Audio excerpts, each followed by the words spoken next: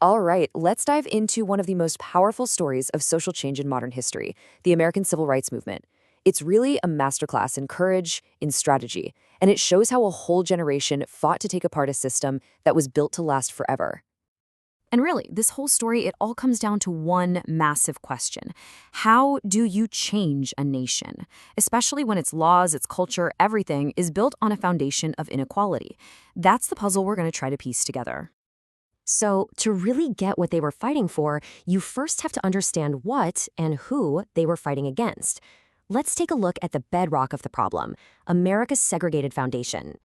And at the absolute core of all of this, you've got the Jim Crow laws.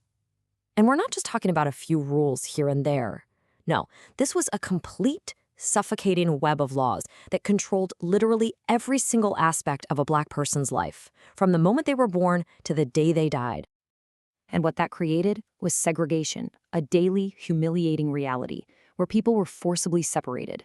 We're talking separate schools, separate train cars, separate water fountains, an entire society built on the lie of white supremacy. And get this whole system, it had the seal of approval from the highest court in the land.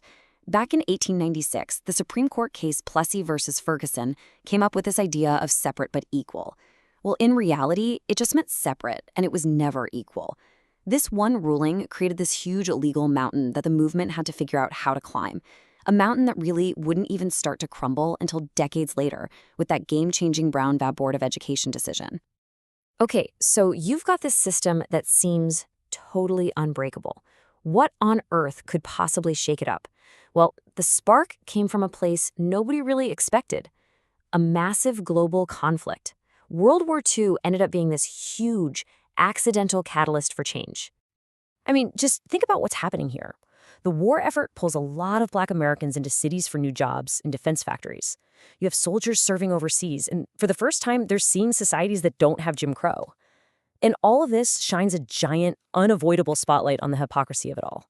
How could you be fighting for freedom against fascism in Europe while denying basic human rights to your own citizens back home?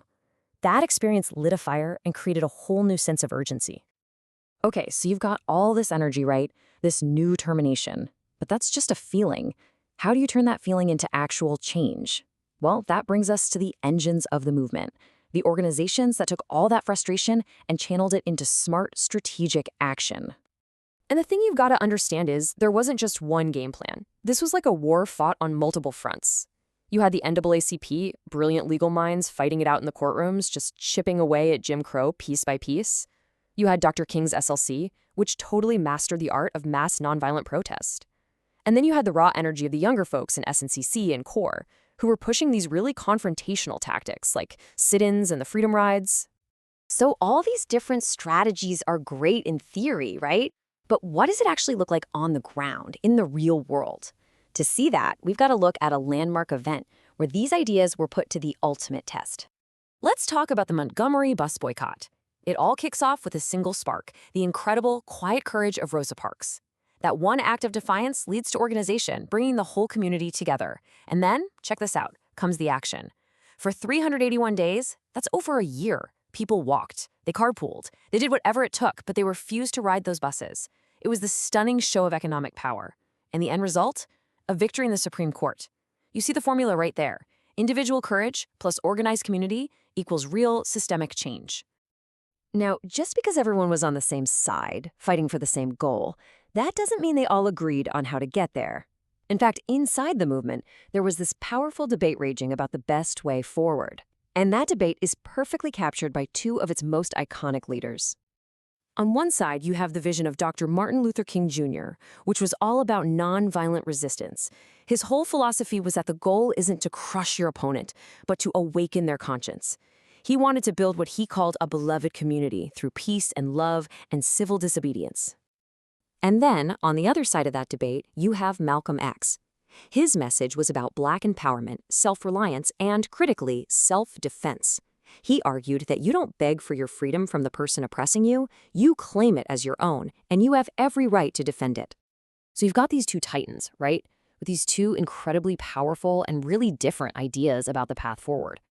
King was aiming for an integrated, beloved community through nonviolence. Malcolm X was aiming for black nationalism and self-determination by any means necessary. The thing is, this wasn't about a good guy versus a bad guy. It was a deep, honest disagreement about the best way to fight oppression. And in a way, you could argue that the movement actually needed both of these visions to keep pushing forward. And, while all this debate was happening inside the movement, let's not forget what they were all facing from the outside. To really appreciate their courage, you have to understand the brutal, organized resistance they were up against every single day. The opposition came at them with a kind of 1-2 punch. On one hand, you had the pure terror of groups like the Ku Klux Klan. We're talking bombings, lynchings, constant intimidation. But then you also had the so-called respectable opposition from the white citizens' councils. These were your businessmen, your politicians, your community leaders who used their power to fire people from jobs, deny them loans, anything to maintain the status quo. And sometimes the violence was so horrific, it stopped everyone in their tracks. In 1955, a 14-year-old boy from Chicago named Emmett Till was brutally tortured and murdered. But it was his mother's incredible act of courage, her decision to have an open casket funeral, to force the world to see the pictures of what they did to her son, that was a turning point. That tragedy galvanized a generation and showed the entire world the ugly, violent truth behind Jim Crow. Look, the civil rights movement didn't just change laws, it fundamentally remade America.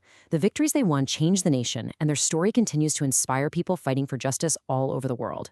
So we end up way back where we started. But now the question is for you.